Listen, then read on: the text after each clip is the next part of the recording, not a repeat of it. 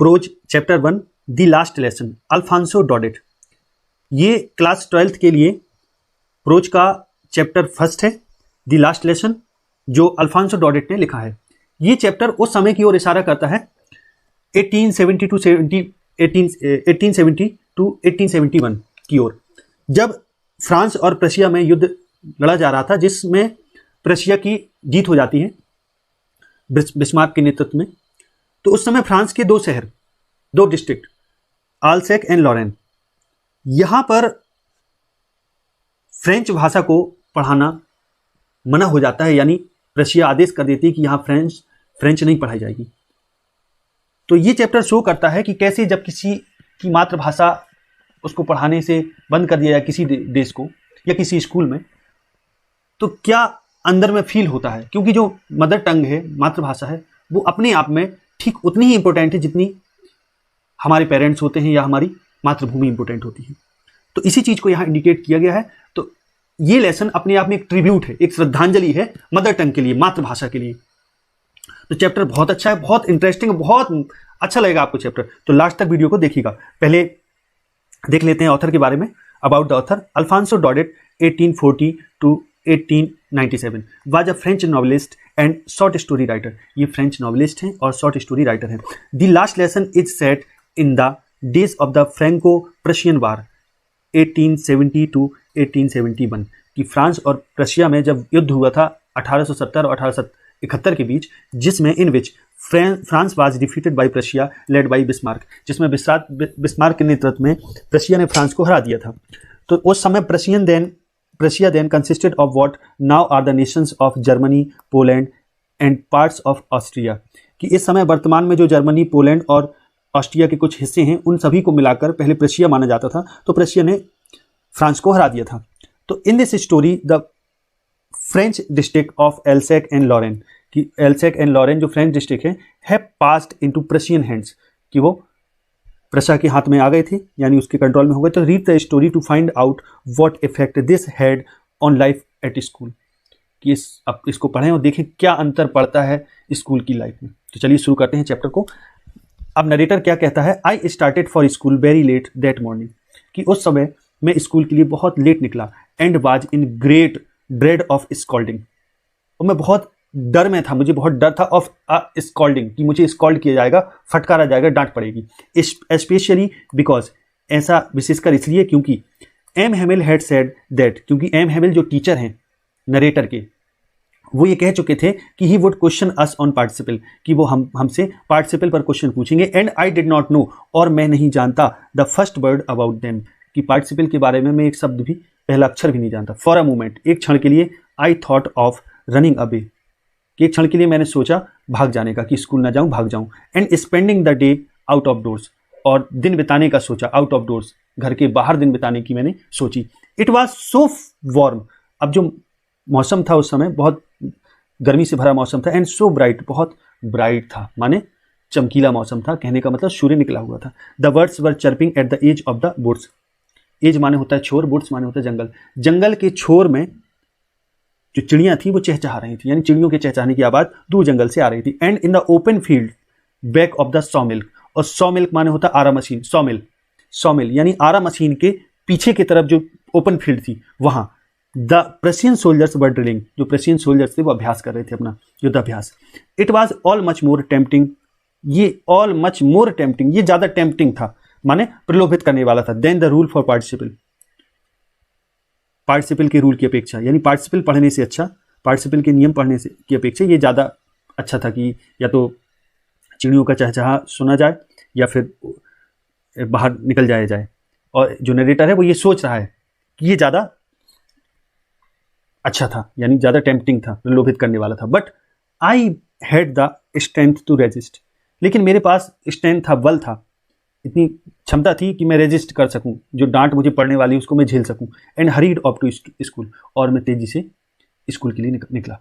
When I pass the town hall, जब मैं town hall यानी सभागार से गुजरा, तो there was a crowd in front of the bulletin board, तो एक क्राउड थी, एक भीड़ थी, in front of the bulletin board, bulletin board माने सूचना पट्ट के पास एक भीड़ जमा थी। फॉर द लास्ट 2 years, कि पिछले 2 साल से, all our bad news had come from there, कि हमारी जो पूरी बैड न्यूज़ है, बुरी खबरें हैं, वे सभी यहीं से आई, इसी बुलेटिन बोर्ड से। अब जैसे खबरें कौन कौन सी हैं? पहली है द लॉस्ट बैटल्स, युद्धों का हारना, द ड्राफ्ट, सेना में जबरदस्ती भर्ती किया जाना, the orders of the commanding officer के ऑर्डर, एंड आई थॉट, और मैंने सोचा, टू माई सेल्फ, स्वयं में ये सोचा, विदाउट स्टॉपिंग, बिना रुके हुए, यानी ये दौड़ते हुए जा रहा है, लोग कुछ इकट्ठे हैं और बुलेटिन बोर्ड में जो न्यूज़ है उसको पढ़ रहे हैं, तो ये सोच रहा है पिछले 2 साल से बहुत सारी बैड न्यूज़ यहीं से आ रही। पहला बैड न्यूज़ लॉस्ट बैटल्स, युद्ध का हारना, द ड्राफ्ट माने सेना में जबरदस्ती भर्ती किया जाना, और इसके बाद कमांडिंग ऑफिसर के ऑर्डर्स वगैरह यहीं सब चिपकते हैं।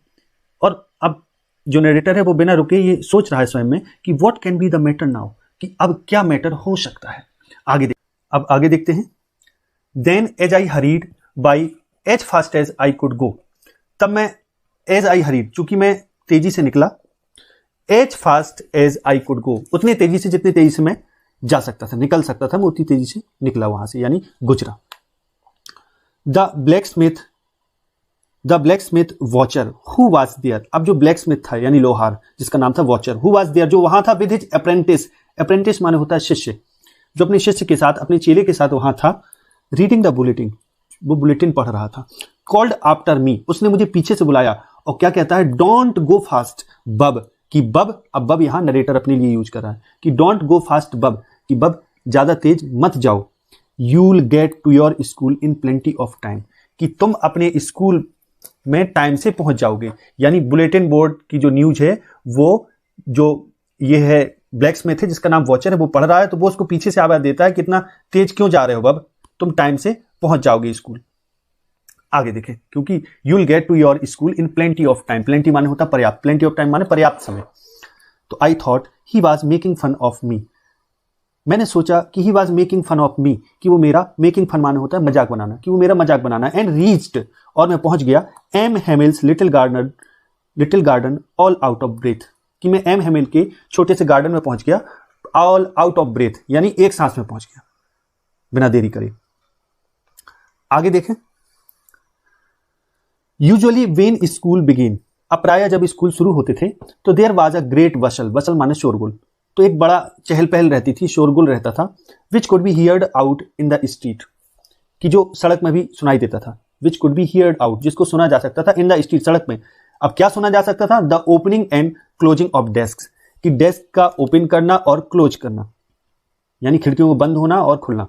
Lessons repeated in unison, unison माने होता है एक स्वर में, ठीक, कि लेसन्स रिपीटेड इन यूनिजन, कि जो पाठ एक स्वर में सब लोग मिलकर पाठ करते हैं, सस्वर पाठ, तो उसको भी सुना जा सकता था। वेरी लाउड, बहुत तेजी से, with our hands over our ears to understand better, यहां तक कि ऐसे भी सुना जा सकता था कि जिसको बड़े बेटर तरीके से समझा जा सकता है, कानों पर हाथ रखकर भी।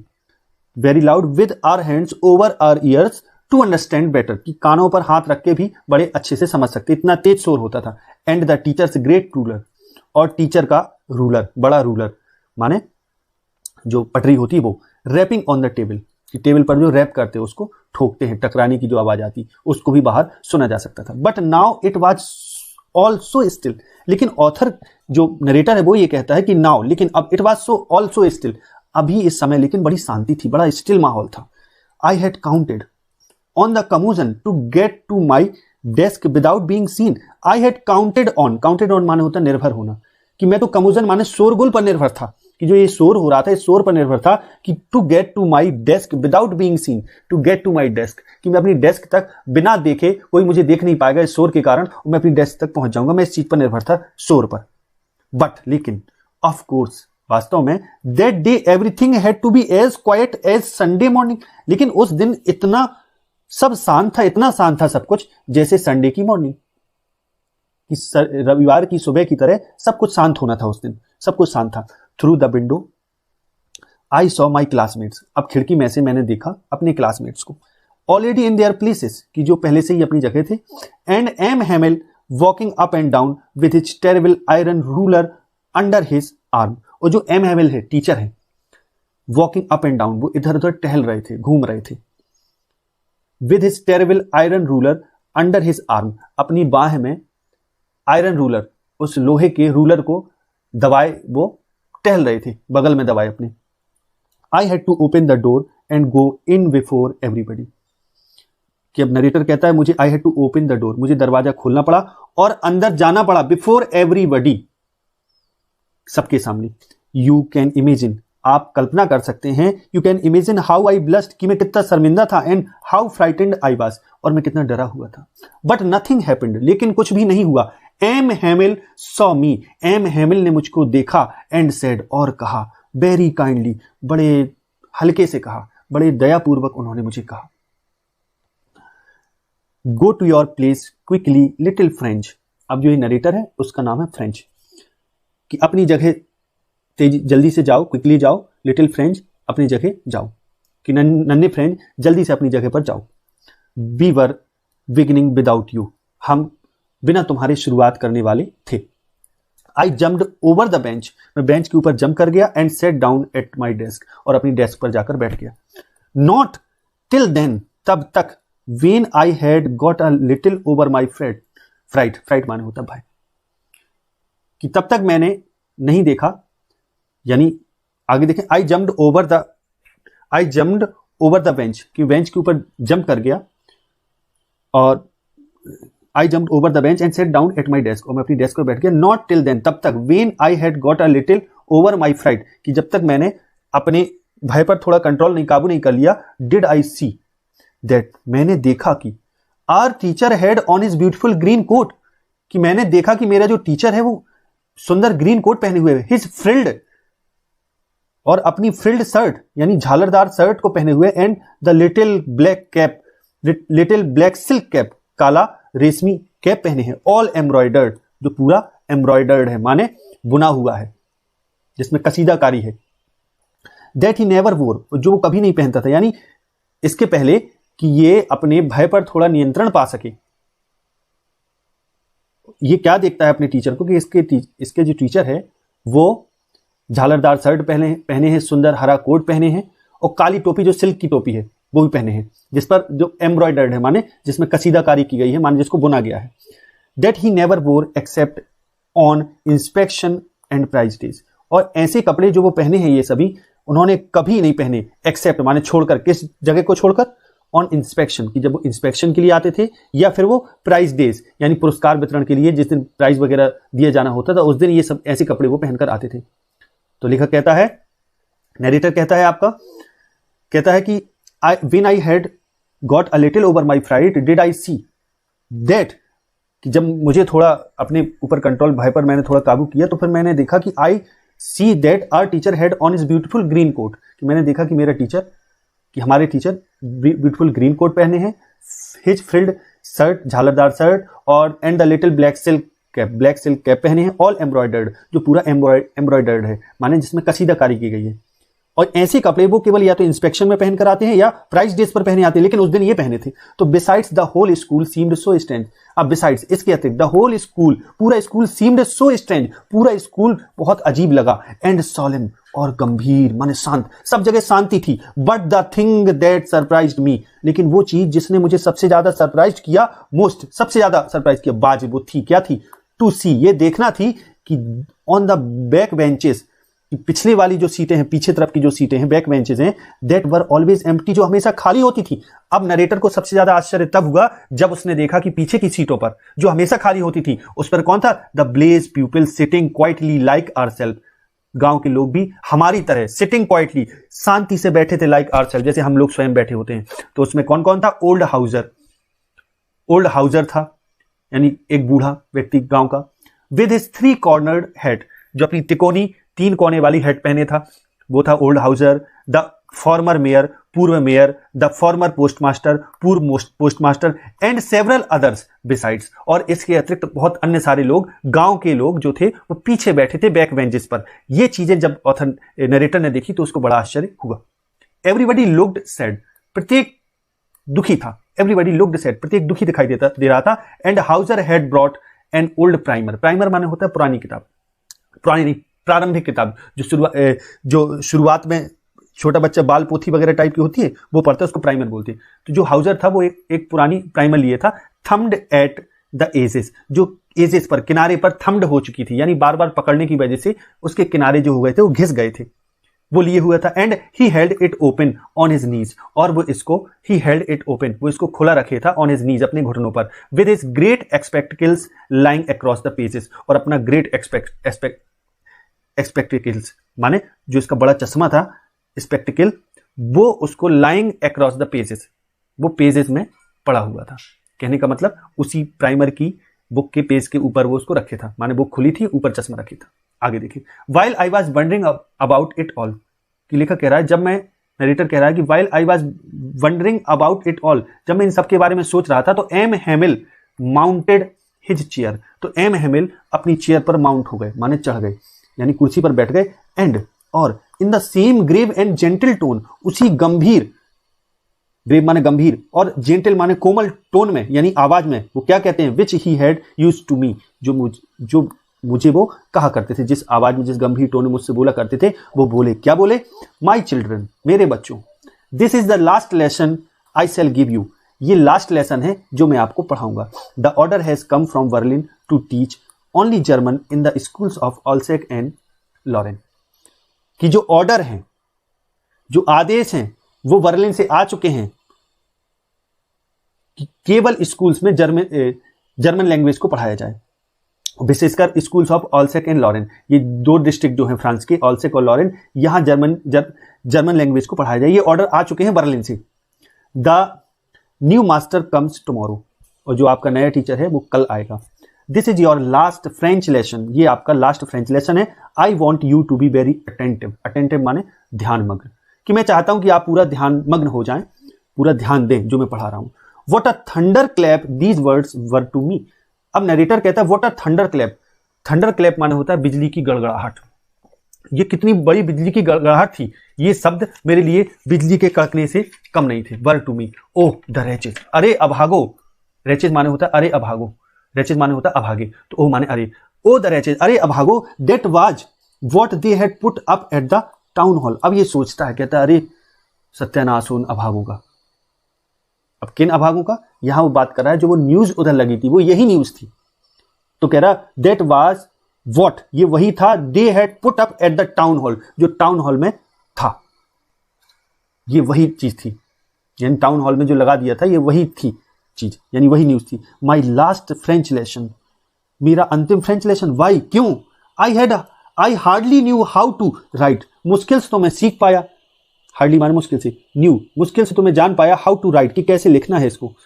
मुश्किल तो मैं लिखना सीख पाया, और I should never learn any more, और मैं इसको अब कभी और नहीं सीख पाऊंगा। आई मस्ट स्टॉप देयर, मुझे इसको यहीं रोक देना होगा। देन तब, अब ये सोच रहा है नरेटर, देन तब, ओह यानी अभी यहां then, I must stop there then, कि अब मुझे इसको यहीं रोकना पड़ेगा, क्योंकि इनडायरेक्ट फॉर्म में, इसलिए नाउ का यहां देन है।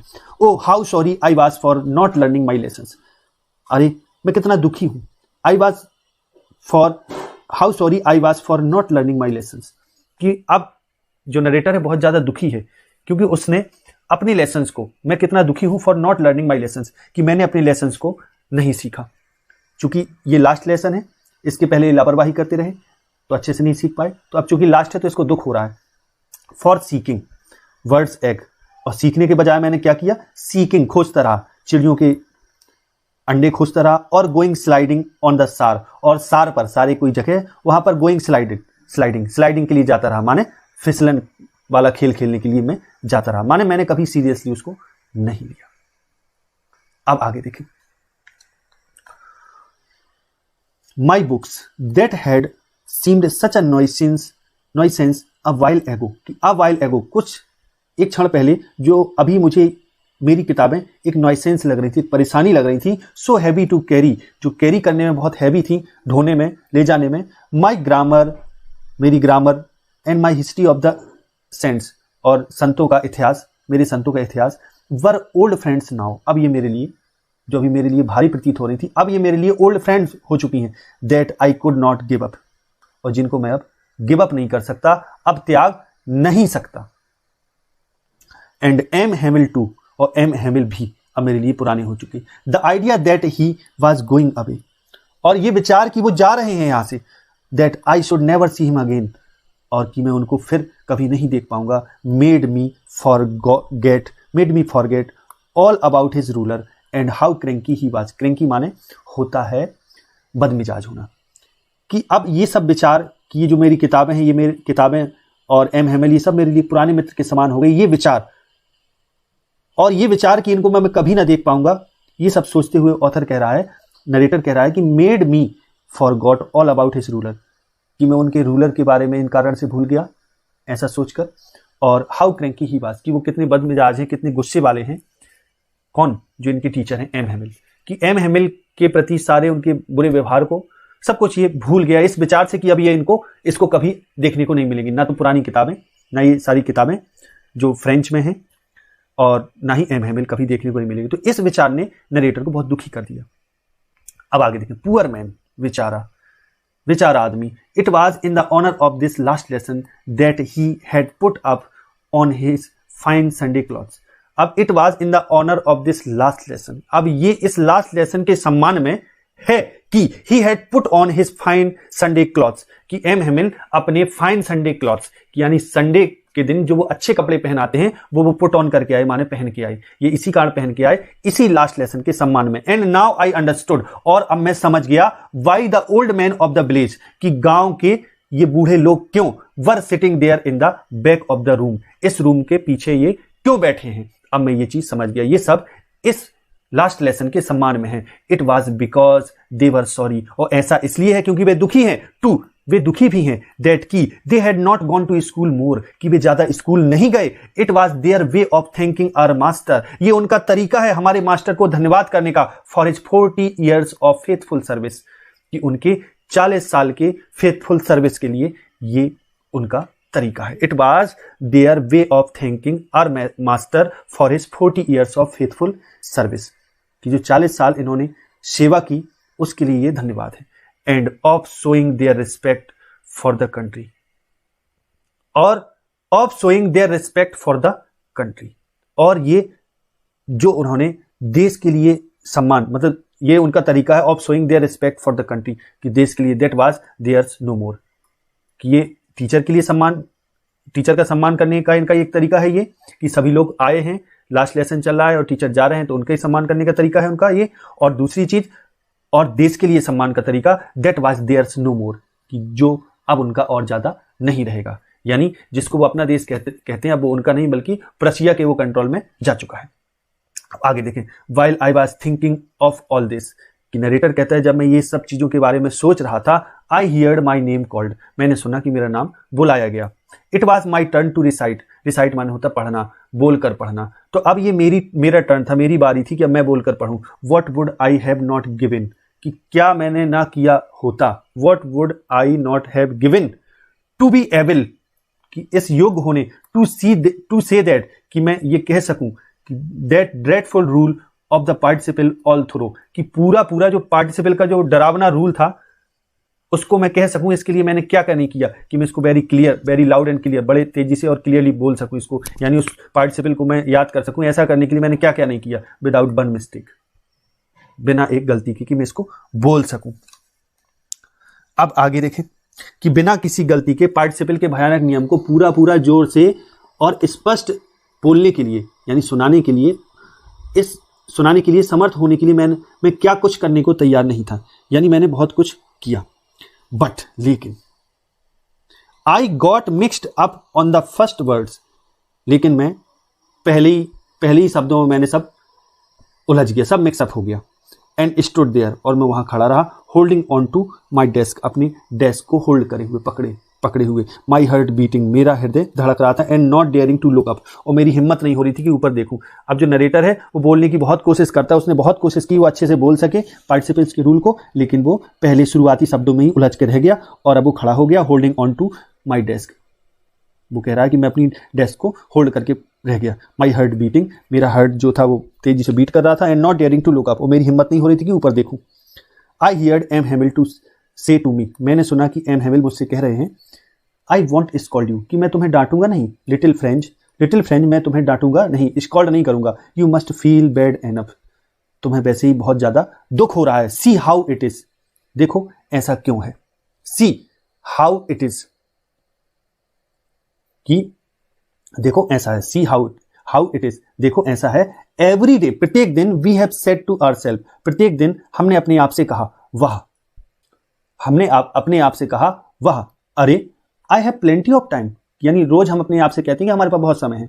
I will learn it tomorrow, हम इसको कल पढ़ लेंगे, कि हम हमेशा अपने आप से कहते हैं कि मेरे पास बहुत समय है, मैं इसको कल पढ़ लूंगा। एंड नाउ, और अब, यू सी, अब तुम देख रहे हो, where we have come out, हम कहाँ आ गए, हम किस जगह पहुंच गए हैं। यानी अब स्थिति क्या है कि अब ये हमारा लास्ट चैप्टर है। अभी तक हम ये कहते रहे कल कर लेंगे कल कर लेंगे, लेकिन अब ये लास्ट समय आ गया। अरे that's the great trouble with Alsace, और यही ऑलसेक के साथ सबसे बड़ी परेशानी है कि सी पुट्स ऑफ, यानी ऑलसेक के साथ परेशानी कहने का मतलब है ऑलसेक में निवास करने वाले सारे स्टूडेंट्स के साथ ये परेशानी है कि अब इसलिए ऑलसेक के लिए यहां सी यूज किया गया है कि she puts off learning till tomorrow, कि वो लर्निंग माने सीखने को कल के लिए छोड़ देती है।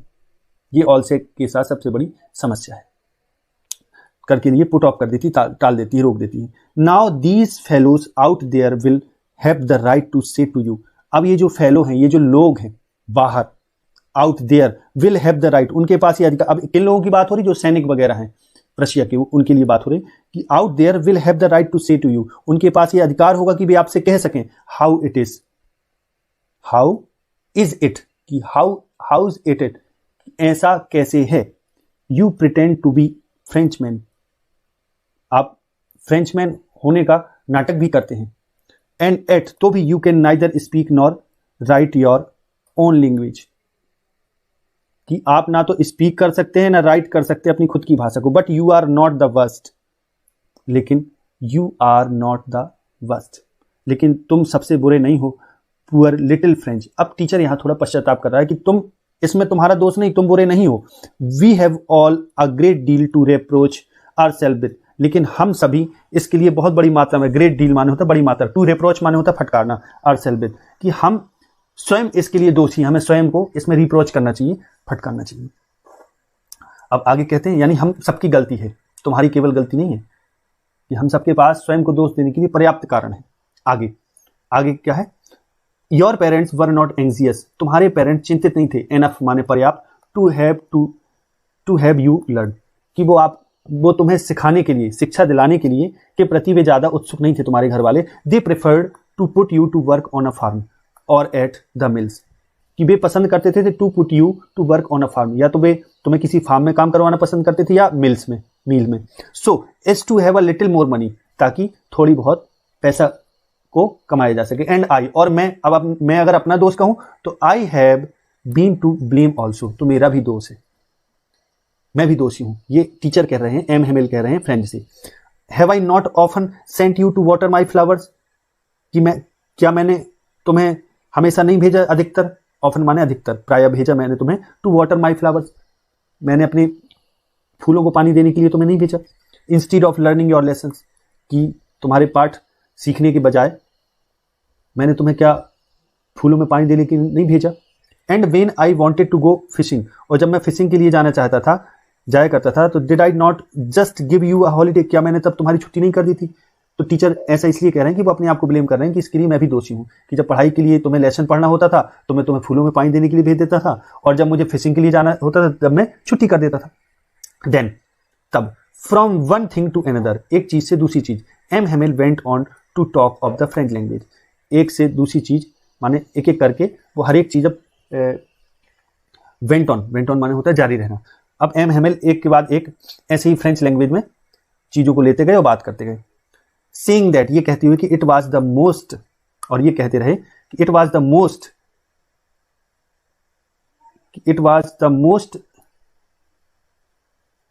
ऊपर देखिए जरा, it was the most beautiful language in the world, कि जो फ्रेंच लैंग्वेज है वो संसार में सबसे सुंदर लैंग्वेज है। द क्लियरेस्ट, सबसे क्लियर, द मोस्ट लॉजिकल, सबसे लॉजिकल, ये एम हेमेल फ्रेंच को बता रहे हैं। इतनी लॉजिकल की दैट की we must guard it among us, कि हमें अपने बीच, जो फ्रेंच जानते हैं उनके बीच, हमें अपने बीच इसको गार्ड करना है, इसकी रक्षा करनी है। एंड नेवर फॉरगेट इट, और इसको कभी नहीं भूलना है। बिकॉज, क्योंकि वेन आ पीपल आर एनस्लिप्ड, क्योंकि जब वेन अ पीपल आर एनस्लिप्ड, जब किसी राष्ट्र को एनस्लिप किया जाता है, यहाँ पीपल का मतलब राष्ट्र से, जब किसी राष्ट्र को एनस्लिप किया जाता है, राष्ट्र के लोगों को या किसी देश के निवासियों को दास बनाया जाता है, तो as long as they hold fast to their language, और जब तक वे अपनी भाषा में होल्ड फास्ट नहीं बने रहते। कहने का मतलब अपनी भाषा में मजबूत नहीं बने रहते, उसको पकड़े नहीं रहते अच्छे तक, तब तक उनको गुलाम नहीं बनाया जा सकता। और तब तक जब तक वे पकड़े रहते हैं तब तक उनके पास इट इज़ एज इफ, और ये भाषा ऐसी ही होती है जैसे अगर वे अपनी भाषा को पकड़े हैं तो उनकी भाषा ऐसी ही होती है मानो they had the key to their prison, मानो उनके पास कैद की चाबी हो, प्रिजन की चाबी हो। तो जरा ऊपर देखें थोड़ा, ये जो इसका मैप दिया है कि उस समय फ्रांस कहाँ है, प्रशिया कहाँ है, ये सब चीजें इसमें दी हैं। इसको आप स्क्रीनशॉट लेके इसको स्टडी कीजिएगा। देखें जरा आगे। Then he opened a grammar and read us our lesson, तब उन्होंने ग्रामर खोली और रीड अस आवर लेसन, हमें हमारा चैप्टर पढ़ के बताया। I was amazed to see how well I understand it, अब मैं ये देखकर चकित था कि to see how well I understood it, कि कितना अच्छा मैंने इसको अंडरस्टूड कर लिया। All he said seemed so easy, जो कुछ उसने कहा उसको बहुत ईजी लगा, सो ईजी, बहुत अच्छा लगा। आई थिंक टू, मैं सोचता हूं, मैं भी ये सोचता हूं। अब यानी नरेटर ये कह रहा है कि जब मैंने उनको पढ़ते हुए सुना तो मुझे पूरा समझ में आ गया। How well I understood it, all he said seemed so easy, और जो भी उन्होंने कहा पूरा मुझे बहुत ईजी लगा, बहुत ईजी। और आई थिंक टू, और मैं ये सोचता हूं कि ये भी सोचता हूं कि that I had never listened so carefully, और ऐसा इसलिए है, मुझे इसलिए पूरा समझ में आया कि मैंने इतने केयरफुली कभी भी नहीं सुना। ये नरेटर कह रहा है, फ्रेंच कह रहा है। एंड और दैट कि he had never explained everything with so much patience, और शायद उन्होंने भी कभी इसको इतने ज्यादा पेशेंस से, इतने अधिक पेशेंस से, धैर्य से इसको कभी भी एक्सप्लेन नहीं किया जितना अभी कर रहे हैं। It seemed almost as if the poor man wanted to give us all he knew, और it seemed, ये ऐसे लगा जैसे, ऐसे लग रहा जैसे almost लगभग, as if मानो the poor man wanted to, माने लगभग मानो ऐसा लग रहा था कि the poor man wanted to give us all he knew, कि ये बेचारा व्यक्ति यानी एम हेमिल, बेचारा व्यक्ति इधर कौन है, M Hamel, wanted to give us all he knew, ये हमें सब कुछ वो दे देना चाहते थे जो ये जानते थे, before going away, जाने से पहले, and to put it all into our heads, और ये हमारे हेड्स में पुट इंटू करना चाहते थे इसको, यानी रखना चाहते एट वन स्ट्रोक, एक ही प्रहार में, यानी एक ही बार में ये सब हमारे दिमाग में घुसा देना चाहते थे। इस तरीके से एम हेमिल हमें सिखा रहे थे, ऐसे लग रहा था कि जाने से पहले जो कुछ भी जानते थे वो सब देना चाहते थे। As if the poor man wanted to give us all he knew before going away, जाने से पहले जितना वो जानते सब देना चाहते थे। And to put it all into our heads at one stroke, और एक स्ट्रोक में ही सब हमारे दिमाग में घुसेड़ देना चाहते थे। आगे देखो, आफ्टर दी ग्रामर, अब ग्रामर के बाद we had a lesson in writing, अब एक लेसन राइटिंग का हुआ, यानी लिखने का, लेख का। आगे देखें, that day M Hamel had new copies for us, उस दिन एम हेमिल हमारे लिए नई कॉपी लाए थे।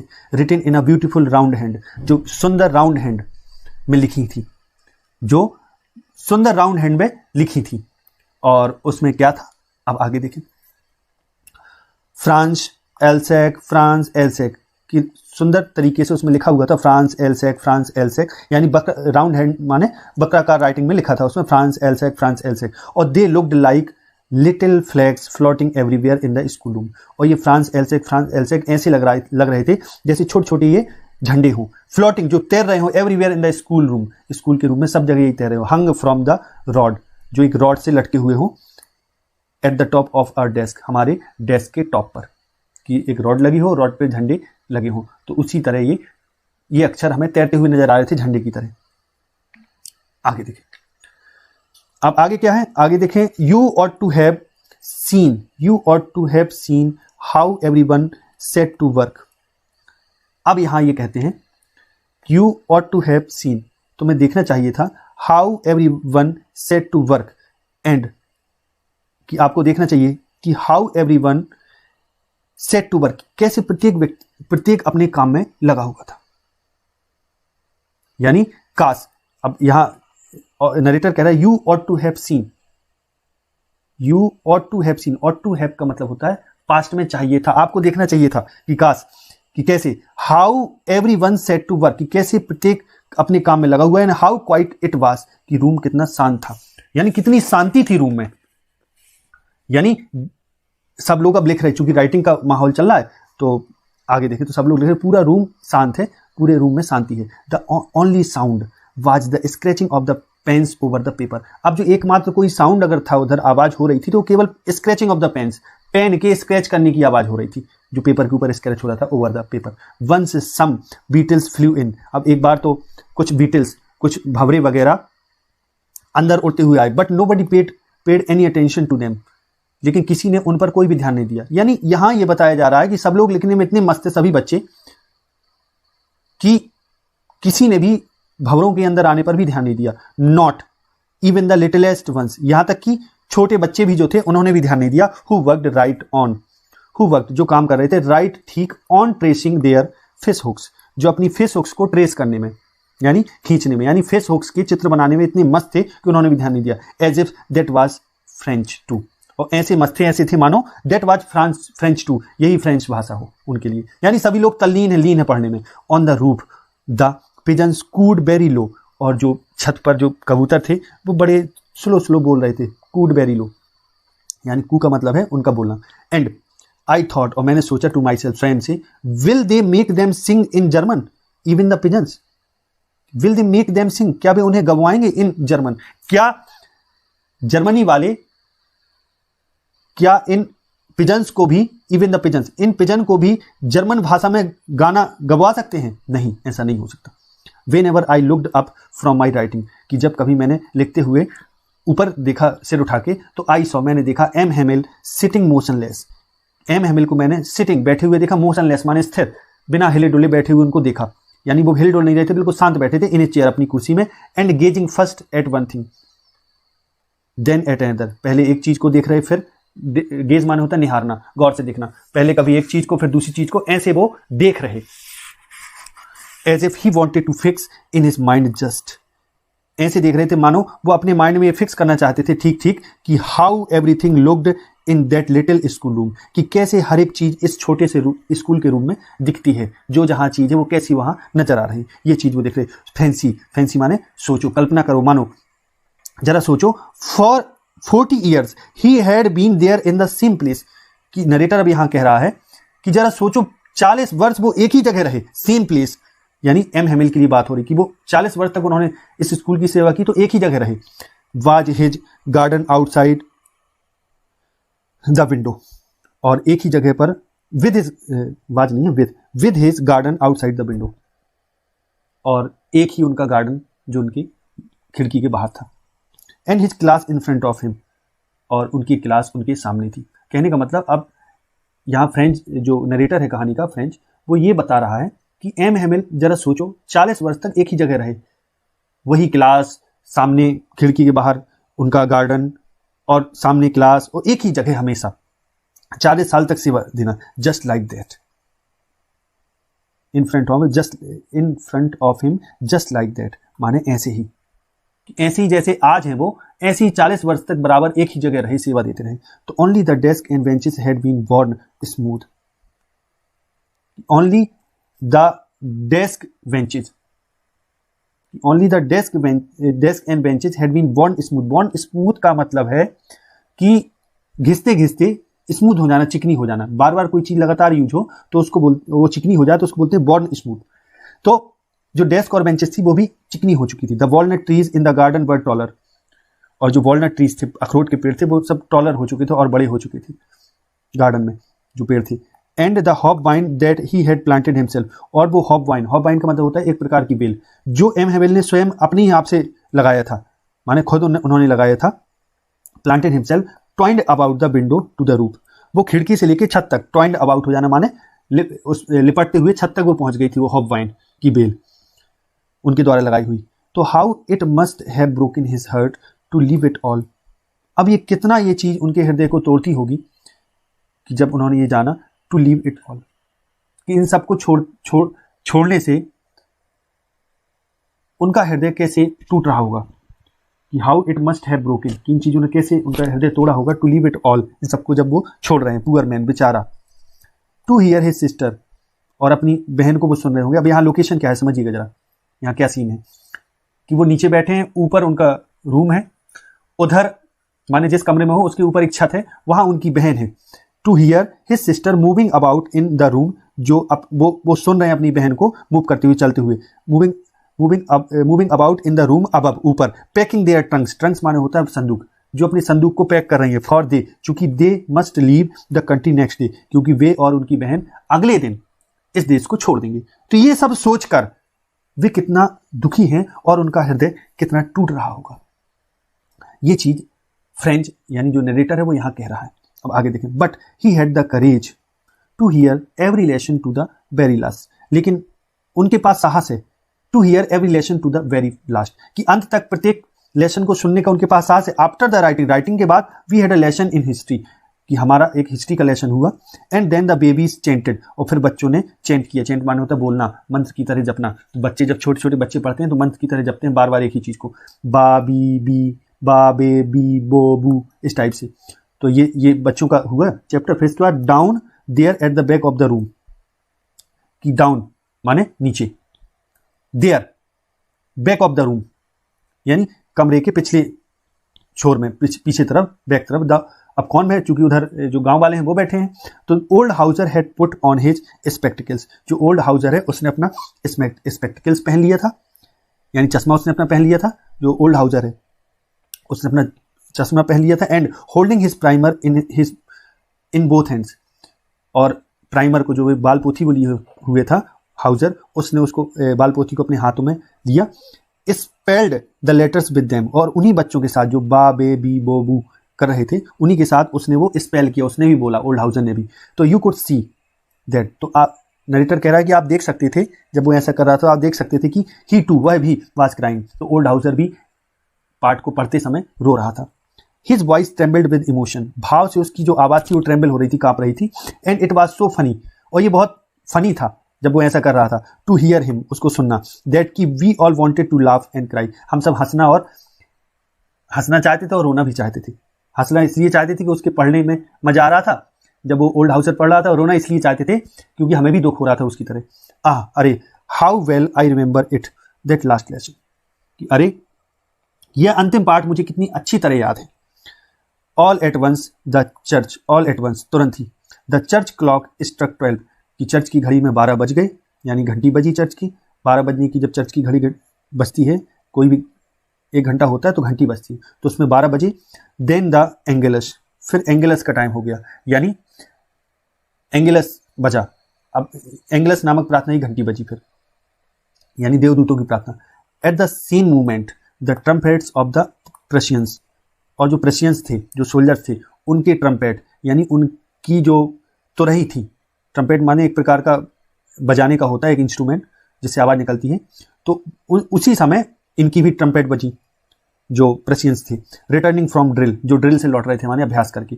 साउंडेड अंडर आवर विंडोज, जिनकी आवाज हमारे खिड़की के नीचे से आ रही थी। आगे देखिए, एम हेमिल स्टूड अप, अब एम हेमिल खड़े हो गए। वेरी पेल, पेल माने होता है हल्का पीला, तो यानी उनका चेहरा बहुत मुरझाया हुआ है। ठीक, इन हिज चेयर, अपनी चेयर में खड़े हो गए वे, यानी उठ बैठे चेयर से। I never saw him look so tall, अब नरेटर कहता है मैंने उनको कभी भी इतना लंबा नहीं देखा, यानी कभी भी नरेटर ने उनको गौर से नहीं देखा या उन पर इतना ध्यान नहीं दिया। तो आज जब वो ध्यान दे रहे तो उनको बहुत लंबे दिख रहे। तो माई फ्रेंड्स सेड ही, तो एम हेमिल जो टीचर है उन्होंने कहा मित्रों, आई, अब इतना वो बोल पाए केवल, बट समथिंग चोक्ड हिम, लेकिन कुछ चीजें जो उनके गले में रुंध गई, यानी उनका गला रुंध गया। मैं बोल पाए केवल, और गला रुंध गया उनका। He could not go on, अब वो और आगे उसको कंटिन्यू नहीं कर पाए। गो ऑन माने कंटिन्यू रखना, जारी रखना, यानी और नहीं बोल पाए कि आई बोल पाए, उनका गला रुंध गया चूंकि दुखी थे बहुत। Then he turn to the blackboard, और तब वो ब्लैक बोर्ड की तरफ मुड़े। टोक अ पीस ऑफ चौक का एक पीस लिया। And bearing on with all his might, और अपनी पूरी शक्ति से उसको बियरिंग करते हुए, पकड़ते हुए, he rode as large as he could, और उन्होंने जितना लंबा बड़ा वो लिख सकते थे उन्होंने लिखा। उस चौक को अपनी पूरी माइट यानी शक्ति से पकड़ते हुए उन्होंने लिखा। क्या लिखा? बाइवा ला फ्रांस, माने जियो फ्रांस, फ्रांस जिंदाबाद, ये लिखा। देन ही स्टॉप्ड, और फिर वो रुक गए। And leaned his head against the wall, और अपना सिर दीवार से टिका लिया, against the wall. And without a word, और बिना एक शब्द कहे, he made a gesture to us, और उन्होंने हमें एक गेस्चर की, एक संकेत दिया हाव भाव से, अपने विद हिज हैंड, अपने हाथ से एक संकेत दिया। स्कूल इज डिसमिस्ड, बोले नहीं, केवल संकेत दिया कि स्कूल हो गया, डिसमिस्ड है, स्कूल आज छुट्टी हो गई, यू मे गो, आप लोग जा सकते हैं। तो ये चैप्टर आशा है आपको समझ में आया होगा। यदि समझ में